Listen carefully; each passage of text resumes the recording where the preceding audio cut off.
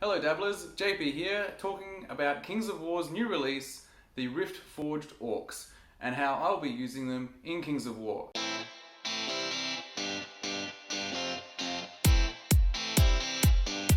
So in this past week, Mantic has revealed their latest addition to the Kings of War universe, a new army, or a theme army, as I should say, the Riftforged Orcs. This is a new take on the Orcs, giving them a whole new aesthetic, giving them whole new model ranges, but these can still then be used with your old Orc armies in Kings of War.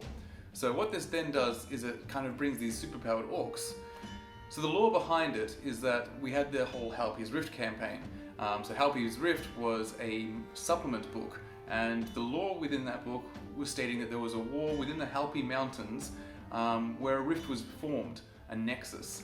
So lots of magical energy was leaking out of this nexus between different ley lines of magic, and essentially this nexus allowed the connection between the Abyss in the north and the Southern Rift to come together and essentially allow a suffusion of magic within the Abyss. So what does that mean? So essentially, the Abyss is hell, Kings of War's hell, and the gods therein, called the Wicked Ones, managed to use that power to create a whole new race.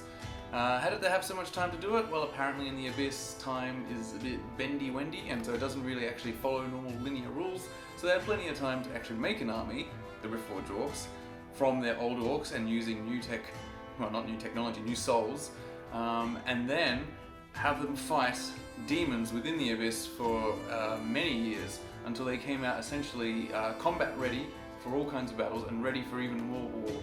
So that's the whole lore behind these new Riftforged Orcs. Now, the Riftforged kind of part is actually bringing in storm magic, because apparently as this whole Rift thing was happening, the storms were quite magical and surrounding the whole of Panathor, the world. And so they used this storm energy to infuse their orcs. So it's kind of like the Stormcast Eternals, which have a bit of that electrical energy, but in this case it's going towards a more darker end, and also it's not so nicely done, because these orcs are stuffed with so much energy. The models themselves, you might be able to see, have these kind of cracks along their skin, and the idea is that they're literally bursting with electrical energy.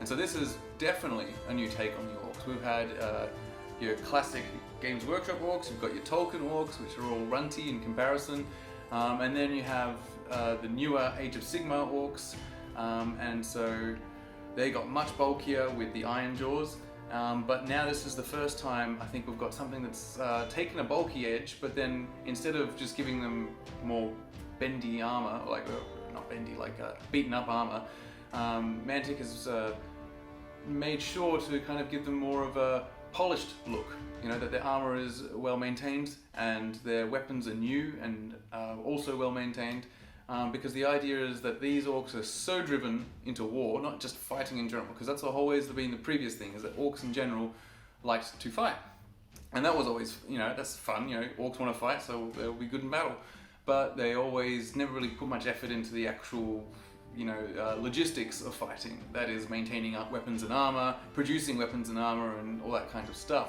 And the idea is that the Riftforged Orcs, in comparison, do value those kinds of things. So it's kind of taking the idea of, from Warhammer Fantasy, the Black Orcs. So the Black Orcs were the odd ones out. They did maintain their armor, but it was still kind of beaten metal, and it wasn't really any aesthetic to it. Whereas the Riftforged Orcs seem to definitely like lightning bolts and demon faces, because their armor is covered in that kind of iconography. And so this idea, putting it all together in a kind of, what they've said, they being Mantic, is a kind of a Viking flavor, Viking inspired, to give them hammers and lightning bolts, so kind of like, Thor inspired. It makes for, essentially a brand new kind of Riftforged Orcs. So why am I talking about Riftforged Orcs so much, apart from the fact that they're new and I'm showing you a bunch of pictures? And it's actually because they're going to be my third army in Kings of War. So already you've seen my Abyss army, Forces of the Abyss, which I consider pretty done. I'll be adding some new units, especially some of this, the changes from Clash of Kings have encouraged me to think about other units I didn't really have it at all, such as Lower Abyssals. But that's generally done. And then I have a whole lot of old goblins, which I've kind of already talked about, And so I'm just kind of retrofitting these old goblins, painting them up, and making a goblin army. So that's essentially, I have the stuff, I just need to do it. But my third army that I have in mind with the Riftforged Orcs is really diving in with the mind to have mostly Mantic models. I mean, we're in Australia, we haven't had a tournament scene for 2 years now. And so there's not really a stipulation here like there is in, say, the UK, where if you want to win painting prizes and stuff, you need full Mantic armies. But I would like to have a almost complete Mantic army, and I'll describe what that means when it comes to the Riftforged Orcs. So why do I like Orcs? Well, it actually came from years and years ago, I think 2004, I was getting into Warhammer Fantasy, which I believe was the 6th edition of Warhammer Fantasy. And I had started by collecting a couple High Elves. I'm not quite sure why. I think I just liked the elves, so I had a few High Elf models. The really old ones, you know, the ones, the spearmen with the chunky hands. Like, they weren't like these hands, they're like super fat hands holding super fat spears. It didn't really look elven, but you know, that was the plastic capabilities of the time. So I had quite a bit of different High Elf stuff, and my main opponent, my best friend at the time, had a whole bunch of Orcs. He played Orcs and Goblins. And so we would always have our battles with rules that were probably just mild interpretations of what were the actual rules. But we played anyway, and I always got annoyed that his Orcs just felt really strong, they were really tough, and you know, my shooting capabilities with my archers and my strength 3 elves, it just always felt like it was an uphill battle. Probably not the case. Let's just say tactics back then wasn't what we did. We had our units facing each other and they would just crash into each other, and we'd roll dice until someone won. So I obviously was not playing the game the way it should have been. So no judgment on the 6th edition High Elf rules.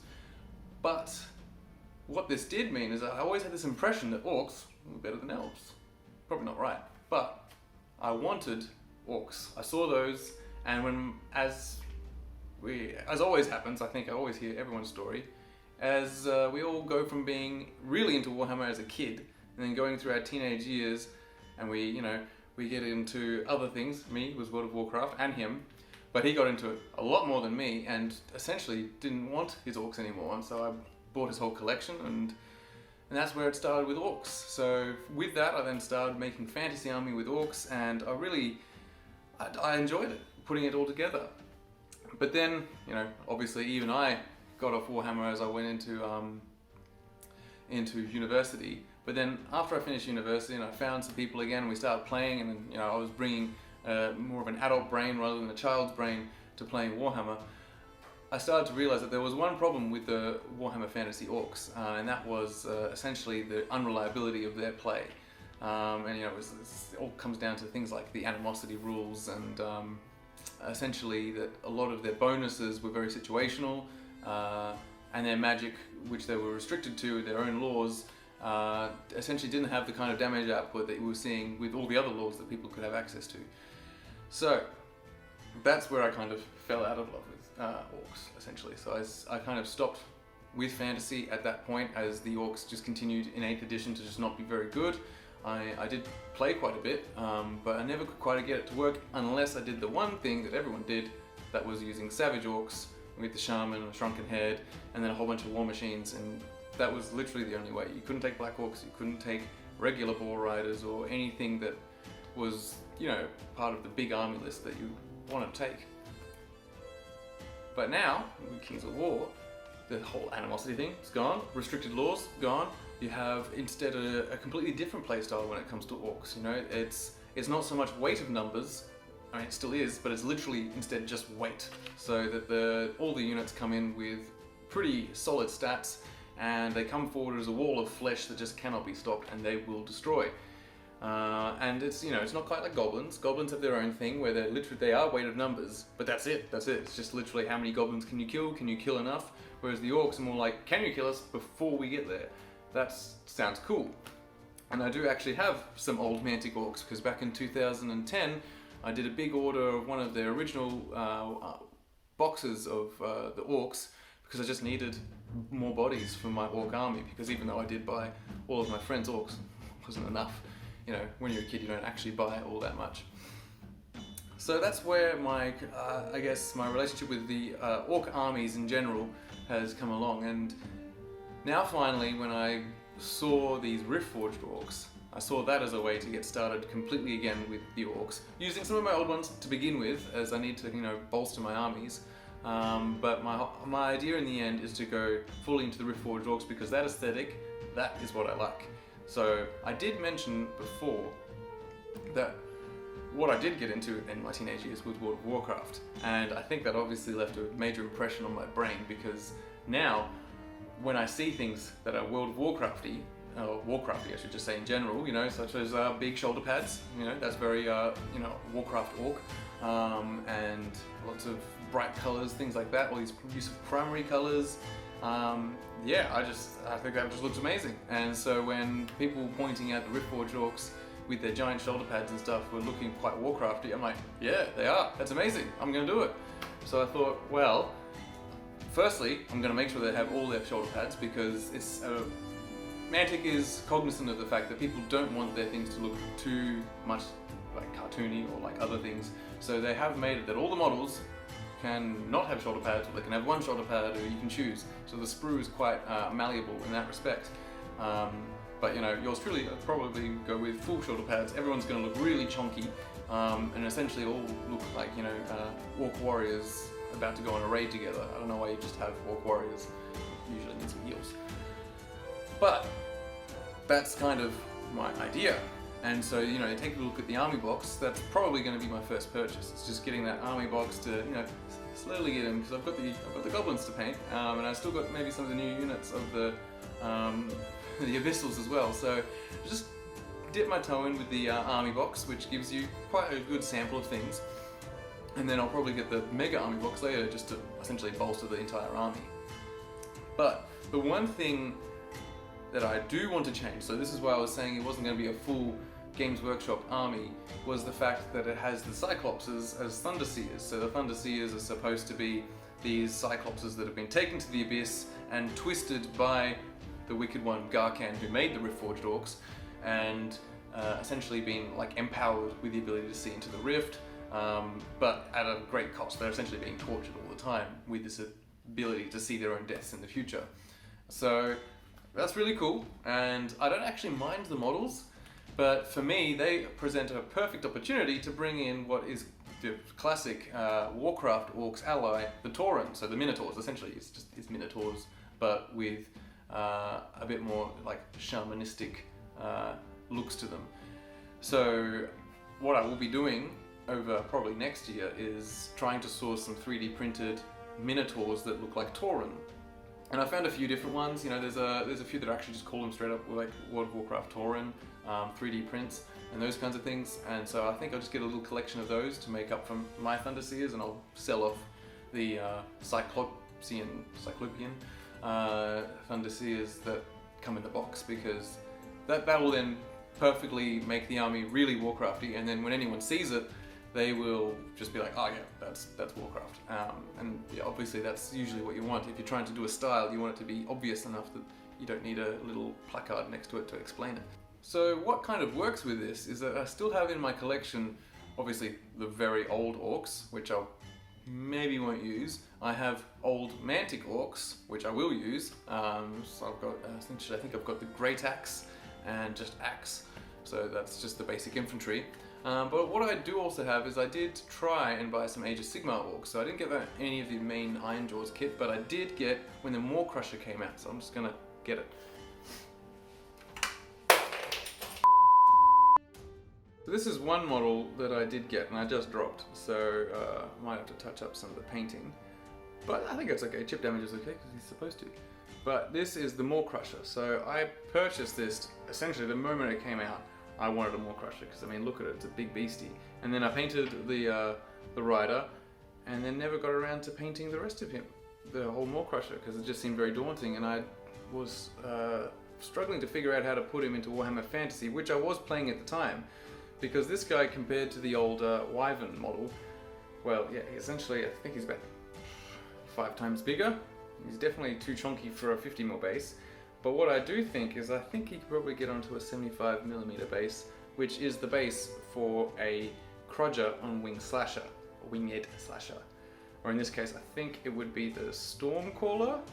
Essentially, it's the new Riftforged kind of war bossy unit, and putting him on a slasher. So I think that works rather well because he has giant shoulder pads. So check. It's a bit more beaten metal because that's the Iron Jaws kind of look. But yeah, I think he'll work well. Well, what would be even cooler, because actually, if I take him off, he is magnetized, as are his weapons. But what it would be cool is if I could try and figure out how to magnetize on a Mantic model onto this giant thing. But then also I do really like the Winged Slasher model as well from Mantic, and their resin models that I've put together, such as the Cronius, was fantastic. So, you know, I'm definitely don't mind getting myself a Winged Slasher, but it would be good to use this model because it is epic.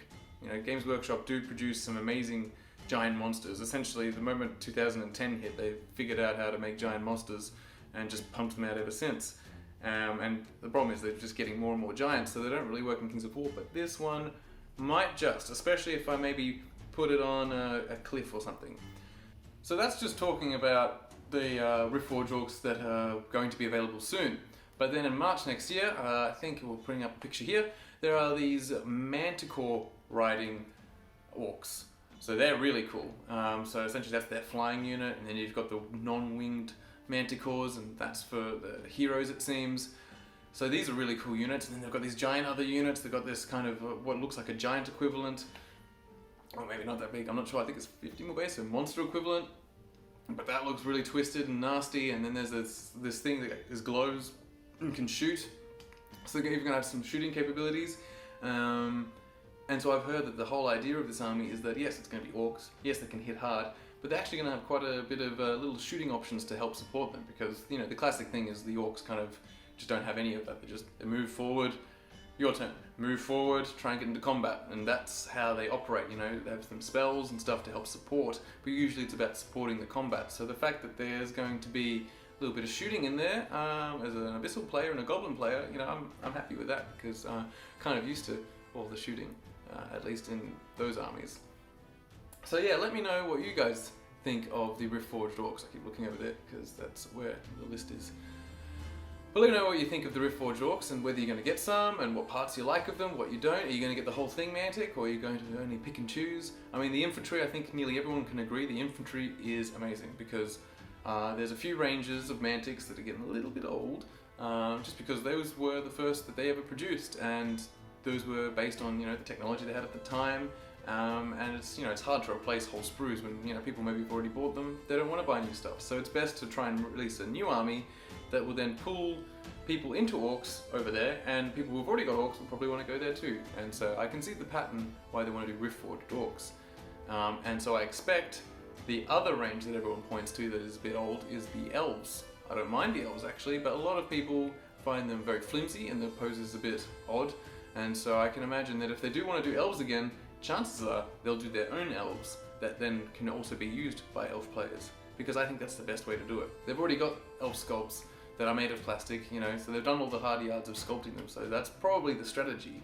I wouldn't be surprised if that's how they will kind of re-release any of the armies. And it also helps them have an army then that is actually theirs thematically and lore, you know, in a lore kind of way.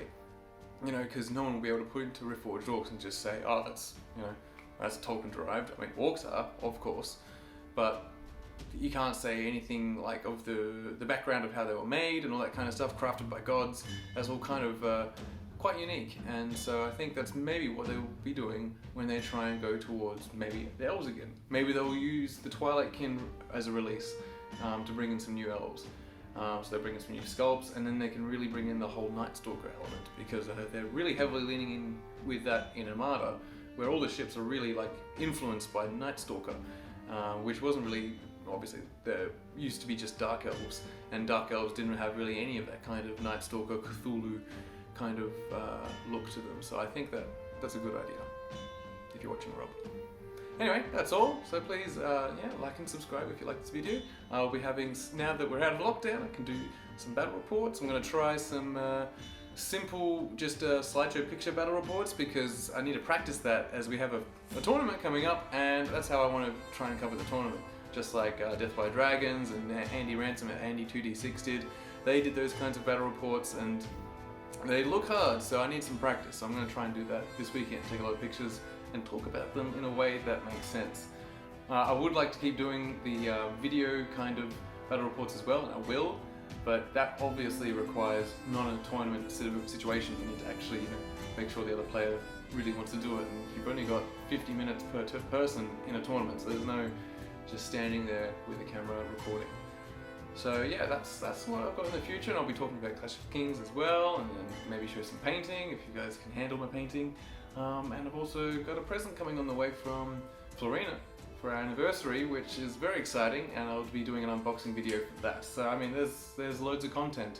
But yeah, otherwise, everybody stay safe and healthy, and I'll see you in the next video.